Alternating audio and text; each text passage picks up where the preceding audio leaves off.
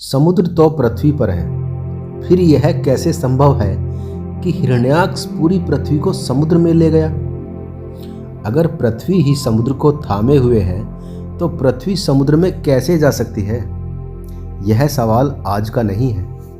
यह सवाल हजारों वर्षों से लोगों के मन में चल रहा है। और अगर आपने पुराणों की इस कथा को सिर्फ एक कहानी समझा तो आप उसके सबसे गहरे अर्थ से अभी तक दूर हैं। आज हम इसी भ्रम को पूरी तरह स्पष्ट करेंगे। सबसे पहले हमें यह समझना होगा कि पुराणों में पृथ्वी का अर्थ क्या है।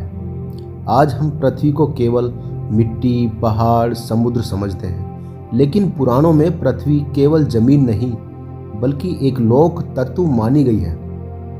इसे कहा गया है भूलोक, यानी एक ऐसा स्थिर लोक जहां जीवन, कर्म, समय का प्रवाह चलता है। इसलिए जब कहा जाता है कि पृथ्वी को हटाया गया तो इसका अर्थ केवल मिट्टी का हटाना नहीं बल्कि पूरे भूलोक का अपने स्थान से विचलित होना है।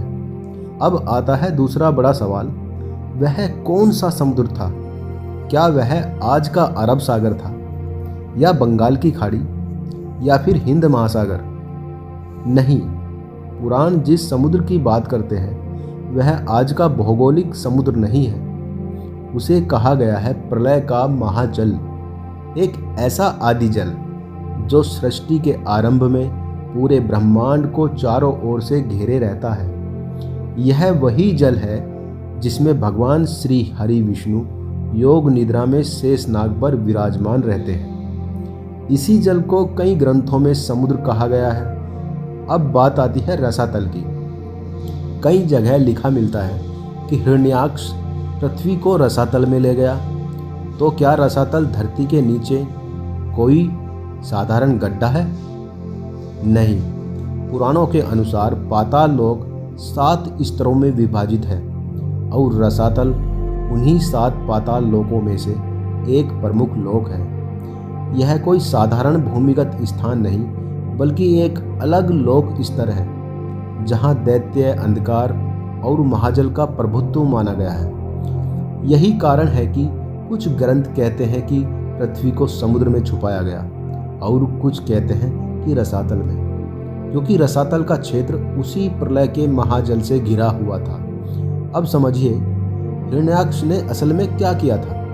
हिरण्याक्ष केवल एक राक्षस नहीं था।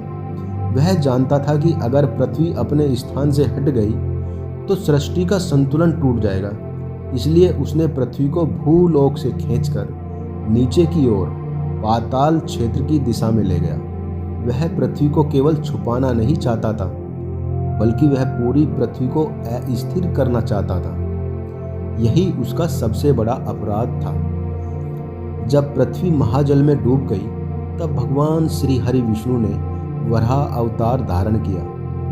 वराह अवतार एक ऐसा रूप है जो जल में प्रवेश कर सकता है और अपार भार उठाने में सक्षम है। भगवान विष्णु उस महाजल में उतरे और हिरण्याक्ष से भयानक युद्ध हुआ और अंत में भगवान ने पृथ्वी को अपने दांतों पर उठाकर फिर से उसे अपने स्थान पर स्थापित कर दिया। इसी कारण वराह अवतार को पाताल उद्धारक भी कहा गया है। इसलिए पुराणों की कथाएं कभी विरोध नहीं करती।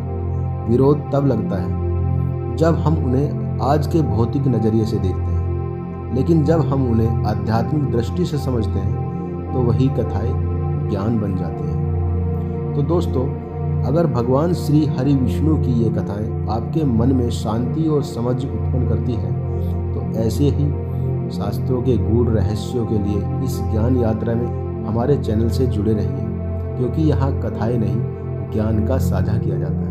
धन्यवाद।